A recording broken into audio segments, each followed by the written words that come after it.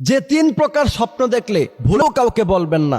আপনি যদি রাতের বেলা স্বপ্ন দেখেন, এই তিন প্রকারের মধ্য থেকে যে কোনো এক প্রকার স্বপ্ন যদি আপনি দেখেন আর আপনি যদি এগুলি কাউকে বলে বেড়ান, মনে রাখবেন আপনি মারাত্মক ক্ষতির মধ্যে পড়ে যাবেন এবং কি আপনি মৃত্যুবরণ পর্যন্ত করতে পারেন, অথবা আপনার ব্যবসা ধ্বংস হয়ে যেতে পারে। শেষ কথা হলো আপনি মারাত্মক ক্ষতির মধ্যে আপনি পড়ে যেতে পারেন যদি এই তিন প্রকার স্বপ্ন আপনি কাউকে বলে বেড়ান। প্রিয় ভাইয়েরা আমার, আল আইনু হাক্কুন, স্বপ্ন সত্য হয়। রাসূল করিম সাল্লাল্লাহু আলাইহি ওয়াসাল্লাম বলেছেন, নবুয়তির ৪৬ ভাগের ১ ভাগ হচ্ছে স্বপ্ন।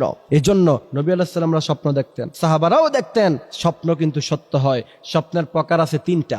এক প্রকার স্বপ্ন হচ্ছে আল্লাহ সুবহানাহু ওয়া তাআলা মানুষকে দেখায়, সেগুলি আপনি আলেম ওলামাদের কাছে যাবেন, যে কোনো স্বপ্নই দেখেন, খারাপ দেখেন অথবা ভালো দেখেন, ভালো আলেম, ভালো বুজুর্গ, ভালো ইমাম, তাদের কাছে শেয়ার করবেন, বন্ধু বান্ধবদের কাছে শেয়ার করবেন না। তবে সেক্ষেত্রে বিশেষ করে এই ৩ প্রকারের স্বপ্ন যদি দেখেন, ভুলেও কারোর সাথে শেয়ার করবেন না, তাহলে আপনি মারাত্মক ক্ষতির মধ্যে আপনি পড়ে যেতে পারেন। এই জন্য প্রিয় ভাইরা আমার, রাসূল করিম সাল্লাল্লাহু আলাইহি সাল্লাম বলেছেন, দ্বিতীয় নাম্বার স্বপ্ন সাধারণত মানুষ এটা শয়তান দেখায়। তৃতীয় নাম্বার, মানুষ সারাদিন যে চিন্তা ভাবনা করে এই স্বপ্ন দেখে। কিন্তু তার মধ্য থেকে ৩টা প্রকার আছে। এই ৩ প্রকারের স্বপ্নের কথা আপনাকে যদি জানতেই হয়, সরাসরি কোনো আলেমের সাথে কথা বলবেন। কারণ বর্ণনার মধ্যে এসেছে, কোনো ব্যক্তি যদি তার স্বপ্নের ব্যাখ্যা কারো কাছ থেকে জানতে চায়, আর সে যেটা মনে মনে ভাববে সেটাই ফল প্রকাশিত হয়ে যাবে। বুঝতে পারছেন? প্রথম নাম্বার, যে স্বপ্ন দেখলে কারো সাথে শেয়ার করবেন না। যদি স্বপ্ন দেখেন যে সাপ, কালো সাপ অথবা যে কোনো ধরনের সাপ আপনাকে তাড়া করতেছে, আপনি দৌড়াইতেছেন, পিছন দিক দিয়ে সাপ তাড়া করতেছে, যদি এমন স্বপ্ন দেখেন, প্রিয় ভাইয়েরা আমার, মনে রাখবেন এটা খুব ভালো একটা স্বপ্ন না, এটা খারাপ স্বপ্ন।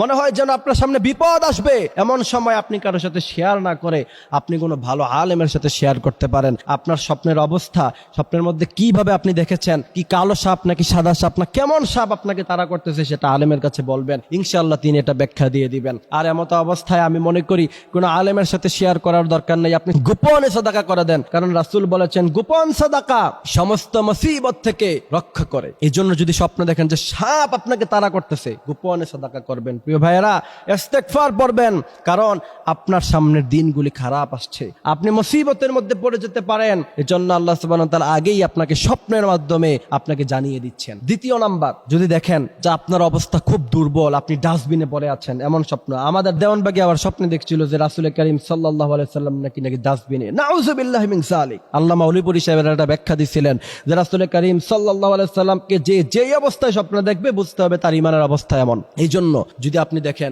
নিজেকে দুর্বল, অথবা স্বপ্নের মধ্যে দেখছেন যে আপনি ডাস্টবিনে পড়ে আছেন, আপনি রাস্তার কিনারে অন্ধকারে পড়ে আছেন, মনে করতে হবে আপনার সামনে বিপদ আসতেছে। আল্লাযীনা ইযা আসাবাতহুম মুসিবা ক্বালু ইন্না লিল্লাহি ওয়া ইন্না ইলাইহি রাজিউন। এমত অবস্থায় আপনি শুধু একজনের কাছে ফিরবেন, তিনি হচ্ছেন আল্লাহ পাক। সাথে সাথে আপনার ঘুম ভাঙলে কাউকে বলার দরকার নাই, ওযু করবেন, পরিষ্কার হবেন, পবিত্রতা অর্জন করবেন, নামাজ পড়বেন, ইনশাআল্লাহ আল্লাহ সুবহানাহু ওয়া তাআলা আপনার বিপদ দূরীভূত করে দিবে। কারণ আল্লাহ বলছেন, আল্লাযীনা ইযা আসাবাতহুম মুসিবা ক্বালু ইন্না লিল্লাহি ওয়া ইন্না ইলাইহি রাজিউন। মুমিনেরা যখন এই মুসিবতের মধ্যে পড়ে, পৃথিবীর কারো কাছে তারা যায় না, একমাত্র আল্লাহর কাছে তারা ফিরে যায়। সুবহানাল্লাহি ওয়া বিহামদিহি সুবহানাল্লাহিল আযীম। তৃতীয় নম্বরে, যদি স্বপ্ন দেখেন যে আপনার কোনো আত্মীয় স্বজন মৃত্যুবরণ করছে, তাকে খারাপ অবস্থায় দেখছেন, এই স্বপ্ন কারো কাছে বলার দরকার নাই। আপনি তার জন্য, তার রূহের মাগফিরাতের জন্য দোয়া করবেন। এবং যদি নিজের আত্মীয় স্বজন হয় যে আপনার বাবা মাকে আপনি খারাপ অবস্থায় দেখেছেন, তার জন্য কিছু টাকা সাদাকা করে দিবেন। আল্লাহ সুবহানাহু ওয়া তাআলা আমাদেরকে এই কথাগুলি বোঝার তৌফিক দান করুক।